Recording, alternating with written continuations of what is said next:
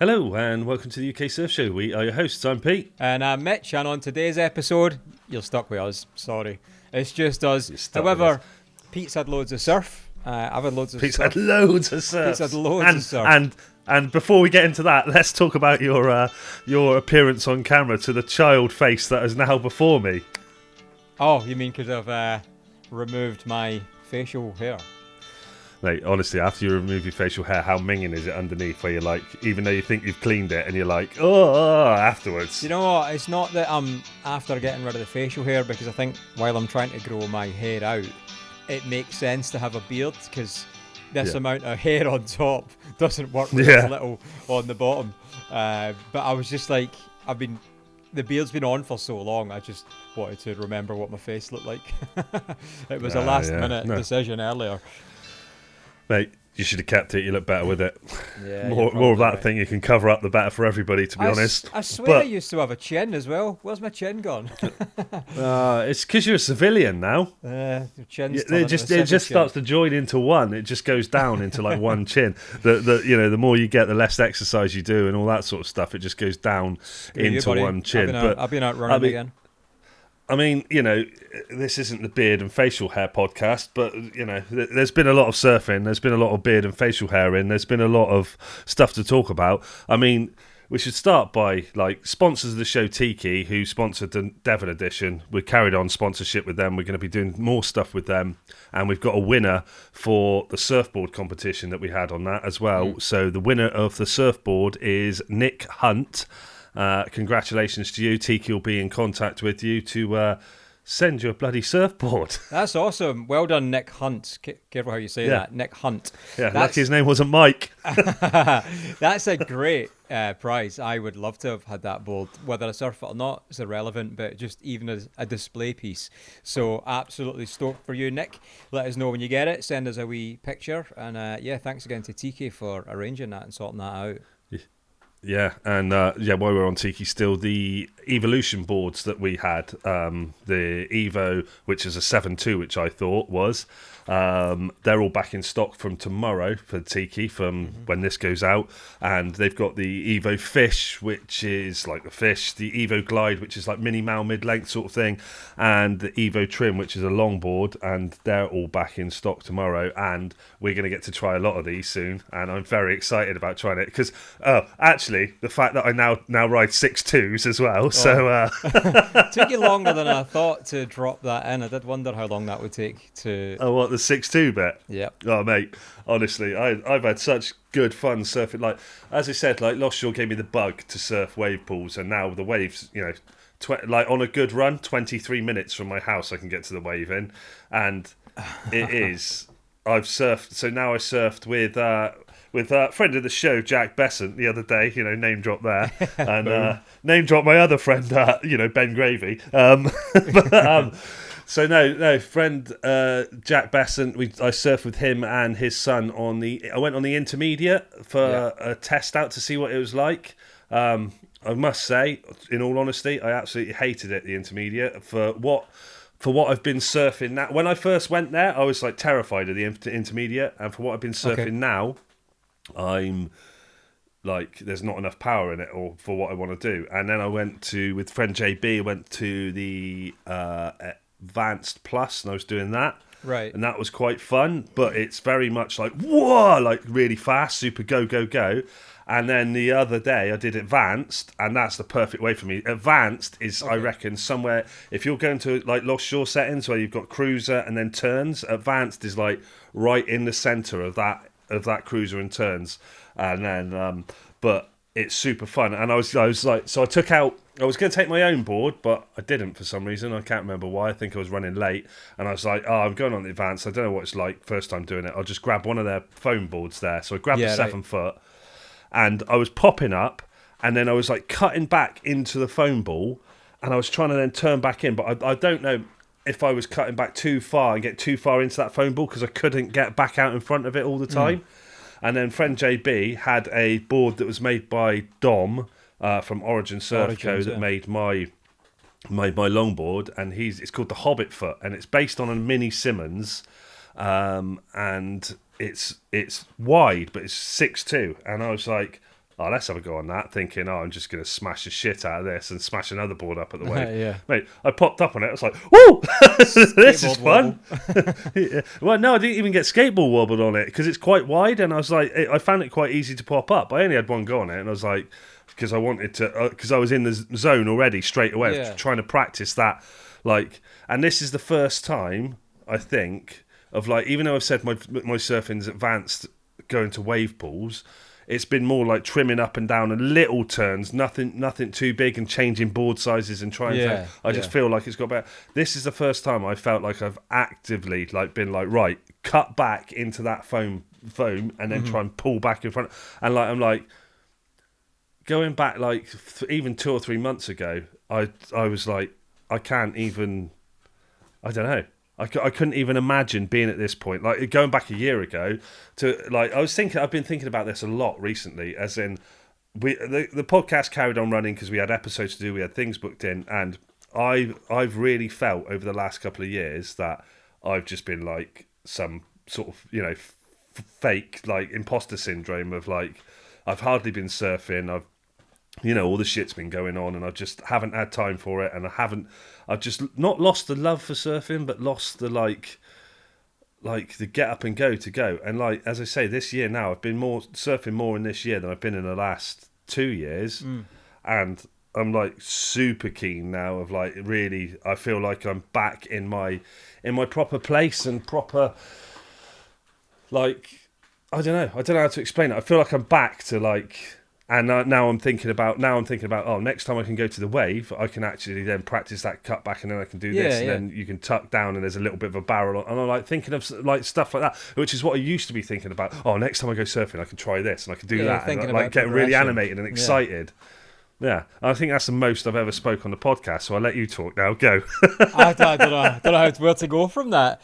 You missed it over the last few years that you've been an annoying bell end. You've just been really dull. No, but I hear what you're saying. I think surfing's such an up and down kind of sport anyway, and I've got no doubt anyone at any level and any ability will go through that same, why am I even doing this, to, oh my God, that was the best thing I've ever done, even if it was rubbish compared to what anyone else can do, But it's so individual. Yeah. So I think not long before we opened up here, I was probably at similar sort of, I was getting in the ocean plenty. It was frustrating not progressing, because I wanted to progress, and that's not what everyone wants to do, fair, right? But if that is what you want to do and you're not progressing, it's really tiring. It's like never ending. It's kind of like, it's a bit like gloom. But we opened up, and I started seeing the things you were just chatting about. I saw it within weeks. I've spoken about this before. Within 2 weeks of surfing twice a week, you spoke about it before because someone put a comment on the Spotify fed up of you talking about Lodge Shore. I know, I was going to bring that up. But hey, listen, that's my daily life. That's where I work, so it's hard for me to not talk about it. And actually, in fairness, normally you bring it up. I generally don't bring it up. Lost Shore, normally you do. But it's part of the conversation. If anybody was sitting here doing what we do, you're naturally going to talk. And if your job is the thing you live and love as well, it's naturally going to drop into conversation. So I try my best not to mention it, but it's hard not to, because it's given me everything that try not I'm to mention able what to do now. Surfing a northern-based wave garden facility in Scotland. So it gave me that immediately, but what that done was rekindled that passion. But not just for surfing. I don't think I've ever really lost that element, but that passion for progressing, because I saw very quickly I was able to progress. Oh, yeah!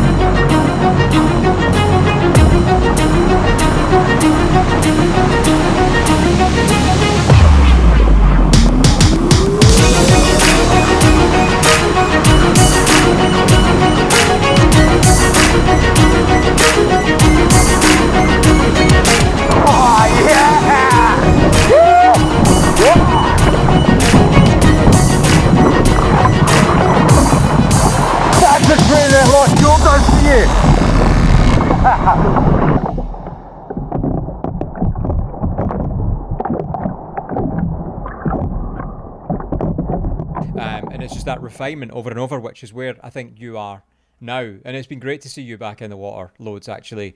Because on top of that, you're also going on ocean surfing, which Wild is surfing, wild man. surfing, yeah. So Yeah. it's great to see. And do you know what? Do you know what's been really good to compare at the moment? Like the amount of people that have come up to me at the wave actually is really cool and asking difference between Lost Shore and the wave, and I'm like, you can't compare it because Lost Shore's a newer facility. It's seen what the wave's done, and it's gone the next step up. Which, in theory, the next one in the UK should be able to go the next step up again. You know what I mean? Every wave garden that comes should be able to do that. But it's for me, as I say, it's not a possibility to go to Lost Shore every time I want to surf it. So I would do that. But then looking at the other side of it, surfing in, I was having this conversation with someone the other day about surfing in the wave or a wave garden to surfing in the ocean, and skills that are transferable, but also skills that aren't transferable. So as far as I can see it, right, this is my thoughts. Correct me if you think I'm wrong. Things that are transferable is maneuvers on the waves, turns on the waves, things you can do on the waves.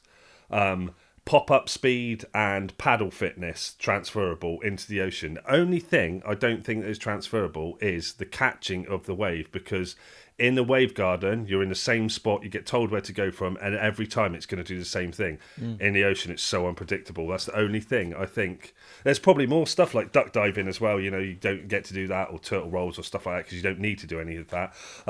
It also teaches you how to use a rip, which is something you should learn more. I know how to use a rip, I'm just not lazy. Yeah, it's just not even true. But anyway, as a whole different thing on that. So I'm going to come at you science-backed one day and go, this is why you should use the rip. Here's the spreadsheet. Yeah, but all ultimately you're saying is to save you having to paddle, but you know, I'll just go out the middle rather than having to walk 300 metres down the beach, paddle out and then paddle 300 metres back. But anyway, Yeah, well, there you go. I agree with your points. There's a few of them, like you can still duck dive, obviously. There's times you do duck dive in a pool, I suppose. You're not supposed to. But I agree with everything else you said, and I do agree with the takeoff. I think the takeoff is too easy because it's perfect. I'm sure if I was to find a perfect day in the ocean, which is, oh my God, I don't even know the last time I had that kind of day or close to that, you know, maybe that takeoff's a little bit closer. But Yeah. I have definitely found that, you've said it before, you know, stop paddling like you're in a wave garden when we surfed in Devon. Yeah. You kind of get into that nonchalant, like, don't need that much effort. You can no arm takeoff. Whereas I'm somebody that, because, you know, again, I've said before, but because I'm a pop-up, I will sit with longboarders on a shortboard because I need that little bit of extra, I guess, running to counteract my slow pop-up. So I've always been somebody that puts a lot of effort into the catching of the wave, but I have noticed that there's been a few times I have to kind of reset my brain when I'm in the water to do that. So I agree with that. That is probably too easy. That's the only thing for me that lures me into a little bit of false sense of ability, because, and again, the takeoff will always be my biggest issue. But at the same time, surfing consistently at work, I'm able to try and fix it. And what is annoying about this is I thought I'd got on top of it just through repetition, and I've found it going backwards. It's actually going backwards, and I'm like, why is this such a thing? It's doing my head in. No, it's one of those things when you talk about it, when you see it, put like, if you remember to overlay a video, which is another conversation I had with someone, which, why does Mitch never overlay the videos? It's become the thing. It's another thing, is like that video, like, because when you see your pop-up on like the wave garden, you're like, how the fuck does he manage to get to his feet? Because you're literally riding one, and I saw someone else do it this week, riding one knee at first. I'm like, it makes no sense. But then again, like, people see my pop-up and they're like, how the fuck do you get to your feet? And it's one of those things. Like, I like, now I've been working on, I've noticed that with the AI things that you can just watch your waves back afterwards as well. Like, I keep having my legs apart, and I know I've done it for ages. I'll have my legs together, and as soon as I start to paddle, it's like my legs go fuck off, like spread like that. So I've been working on like keeping my legs together, and then trying to get my pop up quicker. And then some of the waves I'm getting like a quick pop up near the top of the wave, and then straight down it. Some of them I'm not getting up till the bottom of the wave. It just depends, and that's my own hesitation. But I was just thinking like with that, like how many like. You know, how often have you been in the ocean and got 20 decent waves you could practice on in an hour? You're bound to get better, and it's just, I know, you know, and if like someone is pissed off about hearing about wave gardens, I'm like, it's part of surfing now. I think it's part of it. Like you've now been given a practice ground where, I mean, to get good at surfing, it used to take you like, you know, years and years and years and years. Like, look, you've done 10 years, and look how much like you've progressed in 6 months compared to the last 10 years. And it's a tool that's going to make better surfers come out in the future. And you know, it's like I've always said how much I love wave gardens. Well, that's a bit like I've shot myself on how much I've turned around on it and how much. But that's it's a good like, thing. There's nothing. That's like, what could be more adult than changing your opinion? Like, and it's not even realizing you were wrong, because there's no right and wrong in this. There's just this works for me, or it doesn't. I get it, I don't. So there's no right or wrong. But it's a bit like, you know, your analogy of that. You know, you've got this sort of playground to go refine on. I'm from Kilmarnock in the west coast of Scotland, just near Glasgow, right? So obviously before I joined the army, I could already shoot. I could already shoot a weapon system, right? And then I joined the army, became a weapons instructor, and that was just really refinement of the tools I already had. So the army is like the wave garden, and the ocean is like Kilmarnock. It's because you told me so many things. You're like, oh, remember that program? What was the program you said about? What was it? Yeah, the scheme. That's where I grew up. Yeah, it's like shit. But it's cool. No, I think it's great that you're enjoying it, and I agree. It is definitely a part of surfing. I think from a competition perspective, it's what's going to put us on the map. It's what's going to bring us in line with these European surfers who are just this next level, you know. What about airwaves? Anything to do with airwaves coming up? Yeah, actually, we are running an invitational competition, 22nd, 23rd of June, pretty soon. Hopefully, you guys have seen it on our socials as well. And if you have, tag the surfers you want to see come, and yeah, hopefully it'll become a bit of an annual thing. But just looks like just a really cool event. Sort of Monday, Tuesday. On the Monday is like a training day for these athletes. I don't know why nobody tagged me in it though. Now I ride shortboards, so it's just you know, because now I ride shortboards. Surely I can just do airs now. We sent a carrier pigeon with your invite. Right. But so the Tuesday's the comp day, and the Monday's like sort of athlete warm up, free surf sort of thing. So if you want to come and get involved, like come and surf with these athletes, Monday's your day to come and do that. They'll be in the pool doing their own free surfing prior to the event. And actually, I think why not? How about, I'm just going to call it right here, right now, 1 o'clock, barrels on the right-hand side. There is going to be, these pro athletes will be in there. I should probably run this by work first. 1 o'clock, right-hand side barrels on the Monday. I'm going to give away 2 surfs in barrels, 1 o'clock on the Monday, and you can get in there and surf with. To me? To anyone who wants it. Should you have a disclaimer of you should be able to surf barrels, like, or of course you need to be able to surf barrels, and you need to be available for that day. So I'll refine this in my head. So 2 people, barrels, 1 o'clock on the right on Monday. I think it's the 22nd. Sorry, it's the 23rd of June. You have to be able to surf barrels. You have to get yourself there, and all you have to do to win this is obviously follow the UK Surf Show, follow Lost Shore Surf Resort, and tag the UK Surf Show in the aerial competition on Lost Shore's feed, and I will know who the people to choose from are. This is long-winded because I've only just thought of it while I'm saying it. So that's what we're doing. So I'm giving away the 2 tickets for Barrows on the right at 1 o'clock. You have to be able to surf it, and all you've got to do is follow the UK Surf Show and Lost Shore. Go to the post where we announce the Invitational on Lost Shore's account and just tag the UK Surf Show, and I will choose the entries from there. And I'll choose that a week prior to the event, which will be, the 16th, I say, I reckon. And we were talking earlier on about the tiki wetsuit stuff and tiki boards and stuff like that. It's this because you were saying boards. Then I was thinking about it, and I was having a conversation the other day with someone about how difficult it is to choose a board as a beginner surfer. The reason I got to this was not you didn't say boards, I thought boards, because you were talking about surfing barrels, and I thought, well, when did this go from a podcast of like beginner average surfers to we're giving you a way to surf barrels? But I know what you're doing. Like it's barrels to surf with the top athletes that are going to be surfing there. So yeah, that'd be cool to get that. But on a completely opposite note is do you remember buying your first surfboard and being like, what the fuck am I doing? Like what like where like people saying numbers at you and you just being like, I don't know what the fuck any of that fucking shit means. I really do as well. And actually the first time I done some board reviews for Fourth Surfboards, in the initial sort of draft post that I made, I added all that in, it's 6'2" by 19 and 3/8 and 4/5 and 2 1s and 15 2s and the Batman symbol and whatever. And then I was like, I don't know what that means. Like, nobody knows what that means. That's a shaper's review. And I think if you start going down the line of talking about that, it's too deep, it's too technical. And the majority of people, whilst, yes, they know 21 refers to the width and these other bits and bobs, it's too technical. It's big and floaty. It turns really well. That's kind of the level where, for me anyway. But yeah, I remember buying the first ever board, and I think I might have spoke about this when I was on as a guest, because I've spent the whole time trying to buy this board back.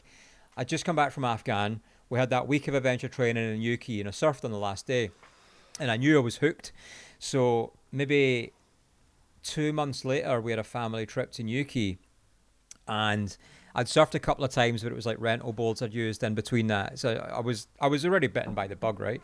And I had a Ford Mondeo with, I bought roof racks for it, just in case while we were going down to Yuki, I bought myself a board. And I'd a saved search on eBay. And as we were driving down, maybe I was going by Redruth or Truro, I can't even remember where it was. This board came up. And it was, I want to say it was like a 5'9", might even have been a 5'7", I can't remember. But it was like green into yellow. It was like proper 80s, 90s Kelly Slater sort of thing, right? I remember it was super narrow. It's the colours that made you look cool. Yeah. Oh, it looked insane. But I had like a full deck grip as well on it, which I didn't know anything at the time, but it just looked cool. And I remember when I went to see it, I remember thinking, well, do you know what? If I can surf this, it means I can surf anything. If I can sit on this in the lineup, it means I can sit on anything. Because when going back to buying the first board, that first ever time you try and sit on your board when you've never sat on a board before in the ocean, and you're just you are all over the place. Like your micro muscle fibers are going insane, and you're all constantly. It's like you're on a kayak upside down. It's just constantly re-rolling back round. And I bought this board. It looks so sick, and I strapped it to the roof, but I'd never strapped a board to a roof before, so I'd done it in such a way that even if it came off, like it was just full of man knots. It wasn't just strapped on and tight. It was like strapped on tight, then it was like 30 man knots. Like there was knots on the knots to stop the other knots from slipping. Thinking if it comes off, it will still stay on the vehicle, because I'd wrapped it in such a way that it kind of went through the crossbar, if that makes sense. And I remember getting towards Yuki and driving in. The board it came loose. It came off the roof, but it just came. It was like, you ever seen them systems some people have for their canoes, and it takes it from the roof and it sort of pivots across and it brings it down the side of their van. So they've got access to it. It was kind of like that on like a cantilever. So the board went from being strapped to the roof to basically being strapped to the passenger side of the vehicle and not going anywhere, right? And it was like, so it was still on, but it was just stuck on the side windows. And I remember getting to the beach and getting in the water, and I was wearing this like gull shorty that I had bought, and it was summer in fairness. I went on to wear that gull shorty, 3-2 shorty, for 2 winter seasons in Scarborough and Salford freezing. But I remember taking this board out. And mate, honestly, sit on it. I couldn't even paddle it. I couldn't even paddle on it. And I was just like, people must have saw me walking down the beach like, oh my God, Slater's here. This board looked insane. And honestly, had they seen me 2 minutes before in the car park with the thing just strapped to the passenger windows.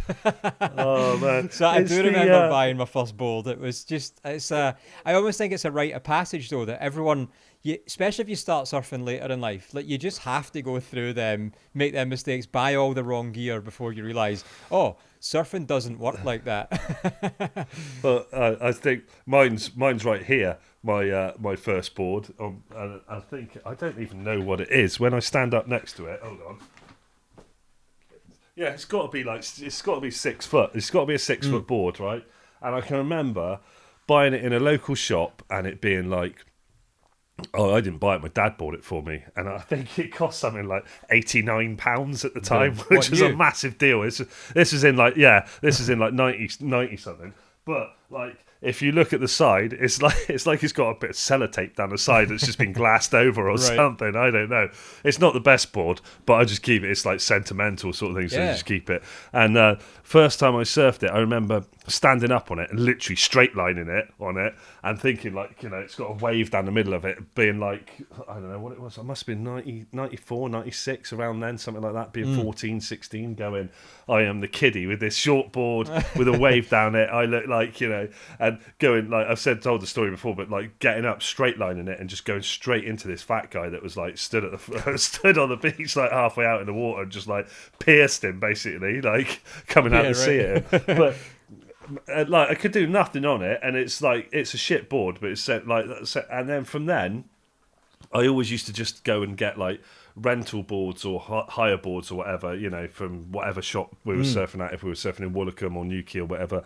And it wasn't till I started going so much that I'm like, this is getting fucking expensive hiring boards. I'm going to have to look at buying something myself.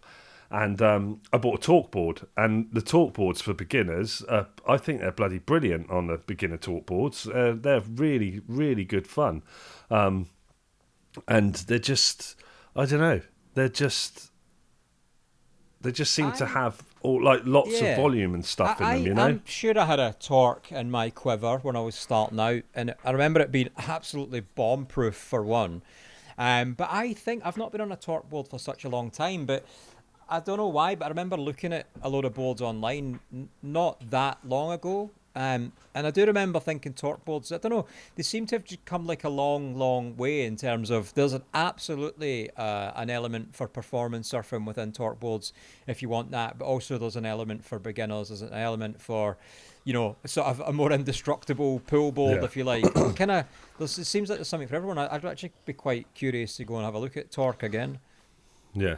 Well, the talk boards, I know, I'm going to bring it full circle, like it was planned even, this will look like, back to the Tiki one, because you're now allowed to talk about the one that was sent up to you, because it's coming out now.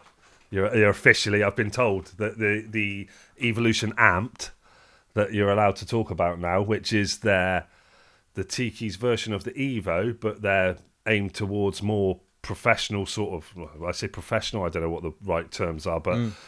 It's basically they've taken loads of volume out, slimmed it down, and made it more. Well, you're the shortboard rider now, Peter. So we'll get it under your feet, and you can talk about it. I haven't surfed it because you've surfed it. I haven't surfed it. No, I have surfed it, and it was a really fun board. There was some work done on it after though. I surfed it, so I had like the prototype version. But it was turbo fun. I actually surfed it a lot on my backhand, and it was super fun. But I look forward to seeing the final or the finalised product in that one. Yeah. It's a super fun board, and they've got a great range. They do have a great range at TK. Yeah, yeah, no. So I'm gonna go and I might steal that one because apparently the 7.2's now been repaired that I slammed into so I went right on a Yeah, left on the you wave. did crush one. Actually, Definitely I went want to right on a left. mention this before I forget, just because you were chatting about the things that transfer across and wave pools to the ocean. Yeah, And again, I've spoke about, it's came up a few times. I wonder if there's people that have only surfed in wave pools and never surfed the ocean, sort of thing. So I was, and talk about a name drop, since you name dropped a minute ago.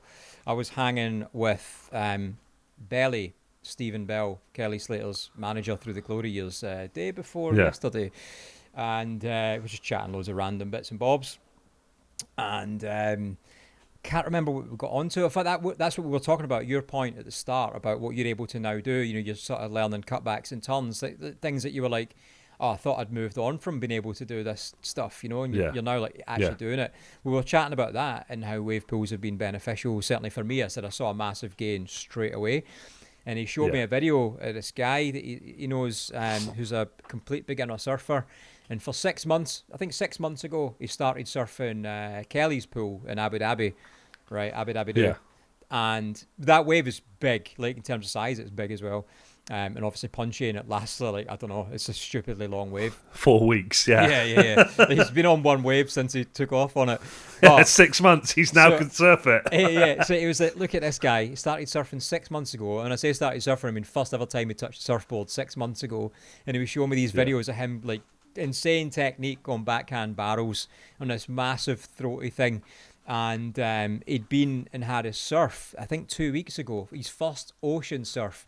And he said, there was loads of little things, obviously, that caught him out, like, rips, more water moving, duck dives. But for the most part, he managed it. It's obviously that, you have to just be, you can't just learn that stuff overnight, can you? That stuff takes time.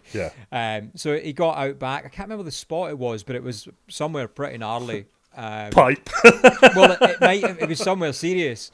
And there's a picture of him, like, the sort of technique's good, positioning might be a bit off and stuff like that, but it's him just charging a monster, like 3 times overhead barrel.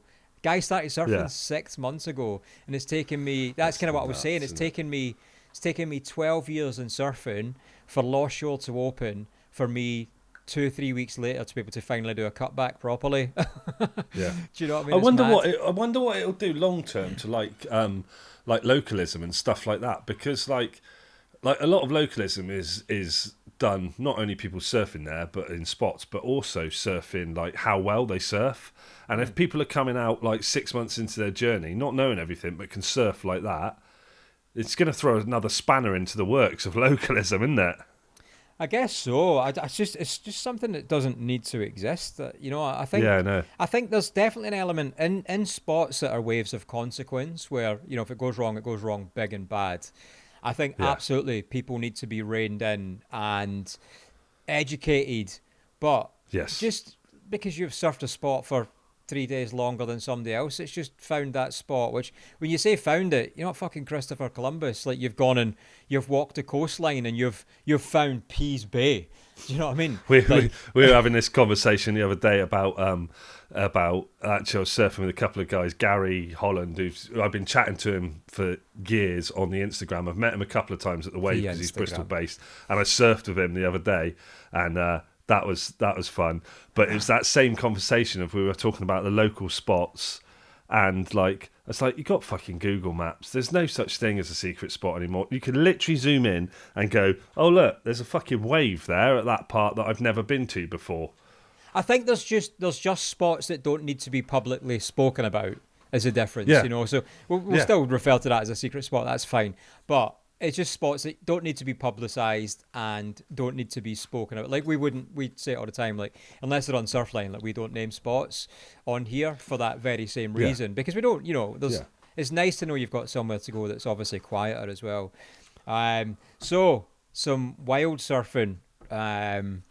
We finally had a run of swell. I think the weekend. Did you have some swell? Yeah, we had a bit of a run of swell for maybe, I want to say 4 days. And the first day, I think myself and Ethan went, and it was, I think I might have spoke about this on the podcast already, this one, where I said it was just big, but it was like 6 seconds, and both of us, I think, caught 2 waves in the whole 2-3 hour session. No, you haven't said anything about that yet. Okay, but anyway, I've been wild surfing much more, so about me, yeah? So yeah, we got this run as well. I went up to St Andrews just hoping. I was there in the morning super early, and it wasn't great. And I was like, I need more. Maybe I've become a bit of a wave snob.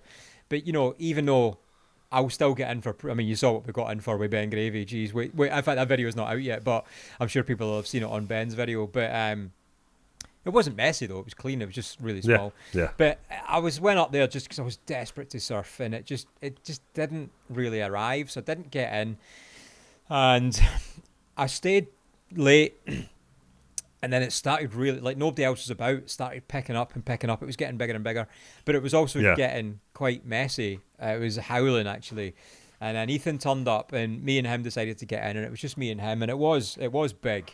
And there was so much water moving, even though the wind had died off. It's annoying that, isn't it? Because the wind dies off. But obviously it takes all that time for the water to settle, that wind effect to actually drop off the surface. And so we surfed for like 2-3 hours, and I think we both had 2 waves each. So while there's been no waves literally all year up here, it's been really, really poor. We definitely didn't make up for 6 months worth of no surf. But what we did make up was 6 months worth of not duck diving, because we've been surfing offshore all the time. Honestly, in one session, I just spent the whole thing duck diving, and I don't actually ever remember my arms being so tired. I forgot how much work it actually is when you're doing it non-stop. It was brutal. Oh man! So do you know? I did one. You were just saying then. I did one similar in down in Widmouth, and I was surfing on a Thursday evening sunset session, and it was quite nice. But it was one of those where the waves weren't great and they were all over the place, and like the current was pulling you down really fast. So I got pulled down, and I was just like, oh, fuck it. I'm just going to work on some paddle fitness, and just literally paddled across all the way back at the beach. Got to the end, and my arms are like, just burning. Right. So, yeah, we had that. So I counted it just because it was nice to be in the water, And then there was basically, I think, waves from there was a few days, and then I'm sure there was waves from the Thursday to the Sunday. And I think every time I got there, I just missed it. It was just dying off when I got there. There was one morning, I think I was up there, and it was another yawny. It's light. Man, it's light at 4:30 up here, 5 o'clock. Yeah. It's super early. It might even be earlier than that. And I'd stayed over one night in my van with the intention of having a Donny. And it's so dark in the van. It's so cozy. So I wake up at 9:15. I wake up and Swanee and all that crew are just getting out. They're like, "Oh man, it was so good." And I look over and they're like, "Well, it's not now though. Like it was good." Yeah. I'm like, "Oh, for God's sake!" I saw some pictures from Swan Dog Millionaire. Yeah, they had loads. They had loads, right? So then I think I'd planned on getting up at 5, right, and driving up for it was one of them annoying weeks where it was a drop in tide most of the day. So actually the only real push was on kind of that early in the morning, which is for East St Andrews generally mid to high is the best time. So I planned on getting up at 5 and just try to go up for a surf at 6, a nice sunrise surf, and I just couldn't sleep for whatever reason. So at 3:30 I get up. I just drive across from my missus, drive across, get a nice, amazing sunrise, everything else. I even set up a time lapse on my phone. In fact, I forgot I even made that footage. Maybe I'll overlay it now. So set up a time lapse on my phone. But when I got there was hardly guaranteed you don't. there was hardly any swell, and I was like, "Are you actually shitting me? Like another Donny?" So I call them Yawnies, sorry, because it just never works when I get there. So I got there that early, so I was like, oh well, I guess I'll go to bed. At least my camera's set up for the time lapse that you're now watching, because it's definitely on here. I see Pete's face. And so I'm asleep.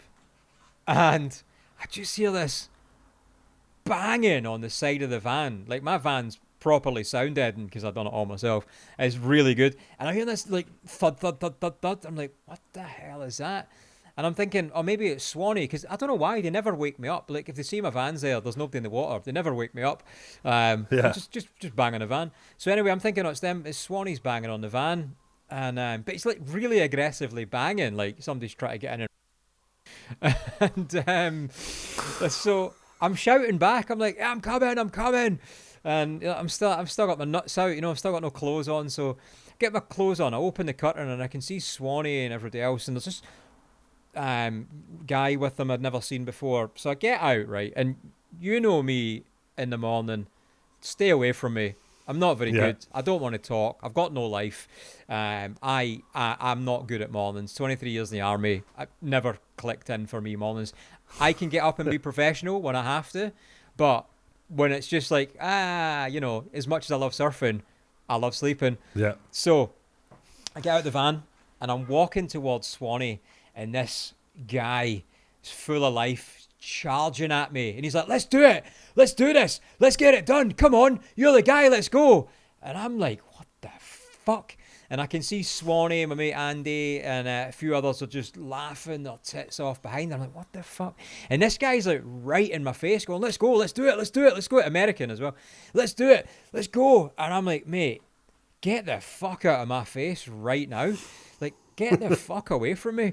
Like, no life, like, fucking leave me alone.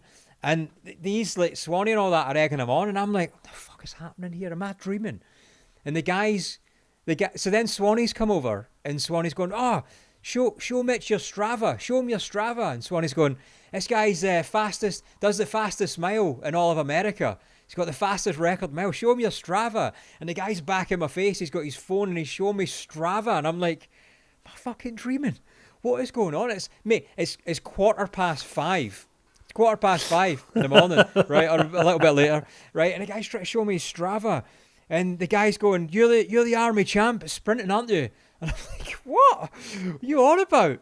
And Swanee's going, "No, this is Mitch. He was in the army. He was the army sprint champion over a mile." And I'm just like, I don't know what's going on. And I turn around to Swanee. I remember looking at the waves. They're all in their wetsuits, right?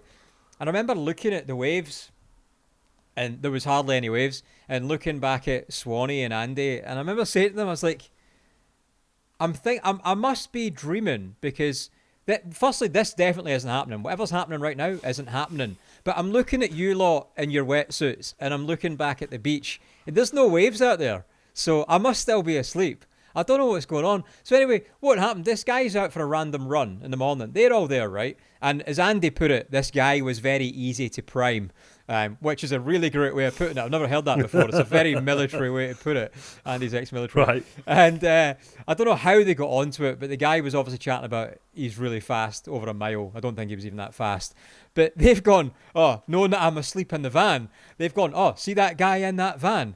He's the British Army 1 mile sprint champion. He will race anyone at any time. And then there he is, banging on my door. And I'm just like, the fuck is happening right now? I don't know what's going on. But then, mate, it gets even better, right? So anyway, we get in and have a surf. And, mate, honestly, it was amazing. It was so good. It's such a good surf. I'll come back to that after. But I finally get out, like 3-hour session, arms are burnt. Get out, and the guy's there still, and he's chatting to people, and he's doing sprints in the car park. I'm like, this guy's off his nut. So I go to use the public toilets, right? And I'm walking to the toilets. I just got changed, and he's there. He's there, and I'm like, please don't make eye contact. Please don't make eye contact. And he's chatting to this old boy who's out walking his dog. And as I walk around the corner, I see this lad, we'll refer to him as, American A. He picks up the dog's ball, right? This is the point. I'm about to walk in the toilet. He picks up the dog's ball. He launches the ball. Guess what happens next? Go on. Well, the dog chases the ball, obviously, right? Who else chases the ball? Please tell me the old boy's holding the lead. No. So the guy like throws on that the video. Ball. The guy, American A, throws the ball. The dog chases the ball, but immediately so does American A. He sprints for the ball to race the dog. I'm just like, what the fuck is happening? Am I still asleep? It's the strangest thing. I'm terrible in the morning. So to wake up to that, I was like baffled. And I've got a video, and I'll need to overlay this. And this is where I was like, I was rubbing my eyes, because then I witnessed Andy Jameson in a surface wetsuit with his hood up and wearing Crocs in the car park. do a proper off the block sprint start and race this guy. I was just like, I don't know what is going on right now. It was the strangest thing. It was mad. They raced to West Sands. God, So I don't know where to go from that, because I was going to talk about my wild surfs, but I never saw anything like that. No. It's, I was surfing at, nearly said somewhere that I couldn't say, that would be good. I was surfing in, let's call it Devon and Cornwall way, and there's a break there, and it was a smaller day, but I'd never surfed there before, and I went out with someone, and they're like, it's quite a heavy, it can be quite a heavy break, you know, and I was like, yeah, it looks all right. Mate, it was a small day, and it was like, you know, it was close-outy, but you know when it's close-outy and it's like, well, boom, like that, and you can feel it fucking like it was like that. And do you know, that was the first day I was like, oh, I can actually tell I've lost weight, because it slammed me to the floor so hard, right? It pulled my fucking wetsuit arm halfway up. Halfway up my arm, and it like ripped off like half of the fucking like hood was like half up over my head and everything. I was like, oh, I might have to get into a new wetsuit now, because I think I've like outgrown this one a bit. But it was like that, and it was the same sort of thing. I think I might have said before, but I was being like dragged across the floor by my ankle, and like so the waves got my board, and I've come off. And I've gone down, and it's like my ankle's being pulled like that, and I'm just like bouncing off the seabed floor behind it. Yeah, right. And the other part at that same point, I was over one side, and the people I was surfing with were over the other side. And I was like looking at them, going, "Come over here! It's like really good here. It's like breaking a little bit before it was going closey-outy, so you could get like a bit of a right, and then it would go into a close-out." And they're like, "Nah, not coming, nah." And I was like, why not? Why wouldn't you come over here? Sat there. There's nothing so fucking terrifying as sat there as the waves pull out. You know, as the ocean pulls out, as the wave starts building, you just see a pile of jagged rocks like 3 foot from you. No. Like, oh fuck! Horrible. Yeah. Yeah. So that was they were like, yeah, that's why I want surfing over there. So yeah, that was good. I mean, it was big, dumpy. I've been out in all sorts of waves, things that are too big, but you can still have fun to work on stuff in the sea. Also, the other way, when it's too small, but you can still work on other little bits and pieces. So my thing now at the moment is, if it's too small, I'm working on my paddle fitnesses, turtle rolls or duck dive, depending on what board I'm on. If it's too big, I'm just working on going straight and popping up. Yeah. Yeah, but it's been super fun. It's super fun sessions that I've had all over the place, and yeah, I don't know. Actually, turtle rolling yesterday. Wait, one second. I just remembered. I got slammed at the wave, the hardest I've ever been fucking slammed in my life, to the point I thought, like, you know, there's like an expression of seeing stars. I think I had that. Like I can't even remember what was happening, but I think I tried to turn, and it grabbed me, and it slammed me at the shallowest point of the... Oh, right, yeah. Yeah, the other one I told you about as well. No, there's two, actually. So that one was where it grabbed me, and it was the shallowest point of the pool, and it slammed me onto my back in it. And my body did that thing when all the air just goes like that out of you, like underneath. So it's like partly drowning anyway. And it was... I came up, and I was just like... That really hurt my back. Like, my body hurt all over, but my back really hurt. And I was just like... Just dazed. Literally like that. Just like looking around like, what the hell? Where am I? What's going on? And that was pretty terrifying. But the other one, when I was getting a bit more cocky and thought, I'm getting good at this shit on a shorter board, I put my hand into the water, and I put my hand too deep into the water, and it literally, the wave grabbed my hand, just yanked me in and went, fucking come here. Oh. But it grabbed me so hard and yanked me into the wave that it opened up my eyes, and it like forced water down my throat as well. So it's like, and I came up. It was the one, I caught one wave, and it was like the guy was going, oh, it's the last set now. And I was like, should I paddle out for one more? And the last wave I caught was really good. And I was like, nah, fuck it, I'll go for one more, because that one was really good. And I should have just gone in then.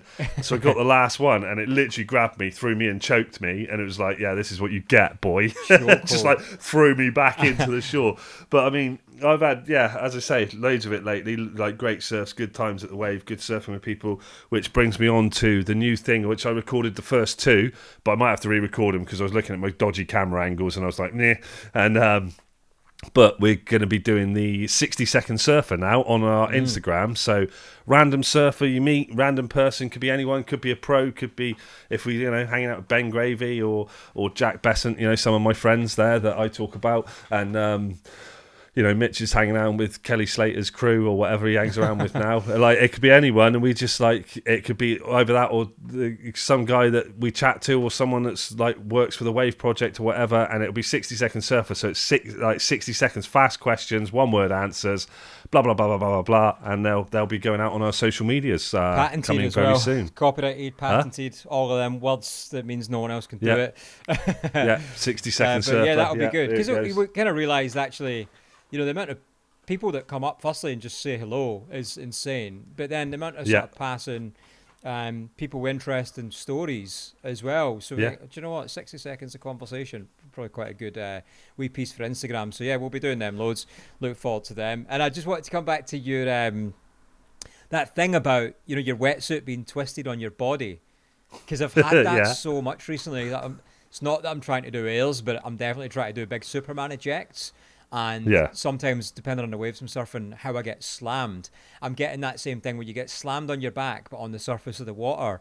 But it's like the obviously you hit so hard, it's like the wave is trying to twist the wetsuit round your body, but because of that suction again, if you just grab your suit when it's wet and you're in the water, you can't pull it off your skin. You can't separate it, can you, without getting a hand on the inside? But it's like it's twisted the suit, but also twisted my skin with it. And the only way to get sorted is to get my hand on the inside and create a bit of a gap in air. But I've had it quite a few times. And also your turtle roll thing. A surfboard. Actually, a guy came up to me yesterday before, as I was about to jump in for a session. Big fan of the show. He's listened since episode 1, actually. Really nice guy. We ended up surfing tons together. But there was a couple of little groms in the water, and this little kid, man, what a legend. But he looked Did like he go, chill out, Grom? He looked like the RC surfer, little remote control surfer. I remember paddling back out, and he's taking off on a wave, and just the way he was skipping down so fast, so it's like somebody was controlling him. But there was a point, I think he kicked off in front of me, and we paddled back out, but he was really close in front of me. So, but every time we sort of duck dove together, every time it came up, he was even closer. I was like, are we going to hit boards in a minute? So I tried to last minute, I tried to duck dive on a massive angle, like kind of oblique to the wave coming at me. And the wave ended up making me turtle roll. And I remember underwater grabbing the board and being like, if anyone's watching this, I'm going to look like I've just turtle rolled and nailed it. Except when I was 3/4 of the way back round, the board was taken off me. And I just came up without it. And I was like, oh, all right, okay. I don't even know what happened there. And so I was having a conversation about turtle rolls the other day. When you turtle roll, and there's a point you can get it. If you get it just right as you come out the back of the wave, it's almost like the duck dive. When you get it right and it shoots out the back. If you get it right on a turtle roll, and I said I've done this, I've probably done it, I'd say 5% of the times I've tried to turtle roll in total, where you catch it just right and it grabs the board and it'll flip it and fling it, and you'll come out back on top of the board and just carry on paddling, and it looks like you've just done a perfect whoop like that. Literally done it about 5% of the time, but I had so we're releasing a new wave tomorrow, Manoeuvres Plus, the first. That's tomorrow, isn't it? Yeah, Manoeuvres Plus, right? We think it's going to become... Well, you're going to go with Manoeuvres Plus, because that's barrels, isn't it? Well, no, but we think it's going to become the new fan favourite, actually. We think that will be the favourite wave people go to. But I haven't... The one above that is High Performance. And I haven't done it because it's such a knifey takeoff. Like, it's serious. It's obviously it's a bit bigger as well, but it's not. It's just more the fact that it's such a vertical takeoff, and I just don't think my pop-up will allow it. So I've not even tried to go high performance. Manoeuvres I'm happy with. Anyway, staff session must have been last week before last, and there was only 3 of us on the right. So I'm like, I'll jump out then. And I think it was supposed to be tons, I want to say. And I paddle out, and remember, I have never made it out back in time for the first wave to push. The closest I have got is with you, I think, and I was at the machine. I just don't know what it is. I always get grabbed for something. So I was like really close to getting out, and the set started pushing. I was like, nah, screwed it again. Anyway, remember this set rolling under me. I remember looking at it thinking, that seems a lot bigger. than tons. That seems. Yeah. Oh no, was it line? It was barrels session. It was barrels. It was barrels. But still, I remember thinking that seems a lot bigger because barrels starts on the end of manoeuvres basically. So on one, I want to say, sorry, T1 is what barrel starts on. Yeah.